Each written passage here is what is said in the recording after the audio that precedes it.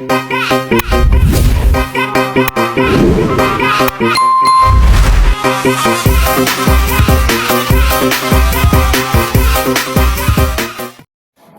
warahmatullahi wabarakatuh. Kembali lagi dengan saya Stefan Manoperti. Pada bab 2 ini saya akan membahas mengenai upload router OS. Di sini ada 3 materi yang akan kita bahas. Itu materi pertama, langsung saja. Materi yang pertama yaitu router OS dan router board. Mikrotik router OS itu terbentuk software based on OS dari vendor Mikrotik, sama seperti Linux ataupun Windows. Router OS merupakan operating system yang digunakan oleh perangkat Mikrotik. Router board yang dapat diinstal di PC atau digunakan sebagai virtualisasi dengan VMware atau VirtualBox. Lalu router OS juga standalone operating system yang berbasis Linux dengan version 3.3.5 kernel. Nah, kenapa router ini diinstal di PC? Karena yang pertama supaya bisa custom sendiri untuk prosesnya, RAM-nya, hard disk, dan lain-lain. Kedua, jika ada masalah pada perangkat, maka yang perlu diganti hanya part yang ada masalah, tidak perlu semuanya. Ketiga fitur yang ini lebih bagus dibanding router OS yang ada pada router board. Kemudian ada jenis produk Mikrotik router OS, diantaranya ada Mikrotik X86 Anetu seperti ini, lalu ada Mikrotik X85 Dinara seperti ini, dan ada Mikrotik X86 Okma seperti ini. Lalu ada router board yang lebih mengarah ke perangkat keras built ini, hardware atau dibuat untuk menjalankan sistem operasi router OS.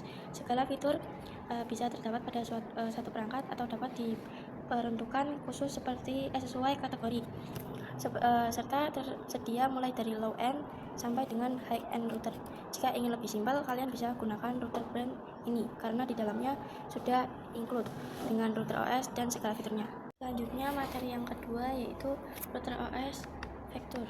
Router OS itu bukan hanya digunakan untuk router karena sebenarnya masih ada banyak sekali fiturnya. Di antaranya ada wireless network, ada routing, ada firewall, dan NAT. Lalu host atau bandwidth management. Lalu ada point to line, kemudian user management, dan juga sebagai tools ya.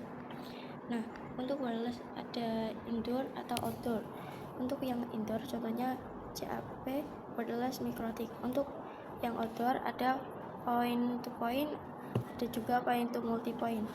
Point to point contohnya SXT, SKI Mikrotik, Dynasty, dan lain-lain. Untuk contoh point to multi point ada Mainbox. Lalu firewall itu digunakan sebagai proteksi supaya Mikrotik kita aman, sedangkan NAT supaya nanti yang memiliki IP privat dapat mengakses IP publik. Firewall dan NAT juga bisa mengatasi serangan, bisa juga untuk mengeblok website ataupun mengakses sosial media. Lalu QoS atau Quality of Service atau bisa digunakan untuk bandwidth. Bagaimana bandwidth kita diatur dan lebih ke bandwidth prioritas. Lalu point to line digunakan pada saat kita akan meremote server dari jarak jauh. Kemudian user management seperti DHCP proxy supaya mendapat IP address secara otomatis. Terakhir tools digunakan untuk uji coba.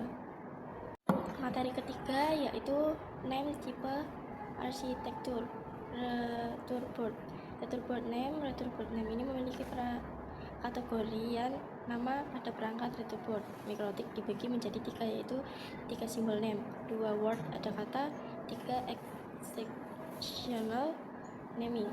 Oke, di sini contohnya ada RB751. Nah, angka 7 ini adalah seri atau kelas router.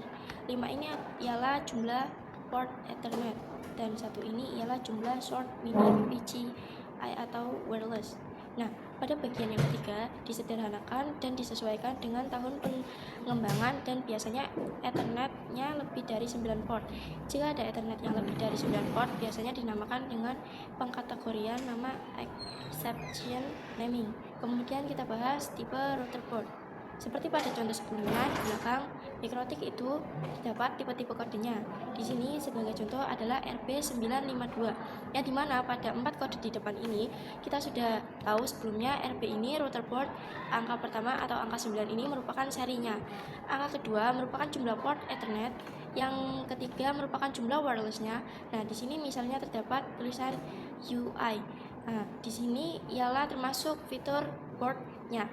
Lalu yang ini adalah fitur wireless. Dan di sini ada jenis casingnya yang biasanya dilihat di belakang perangkat mikrotiknya. Nanti ada kode yang bisa kalian definisikan sendiri. Kemudian kita bahas arsitektur Retherboard.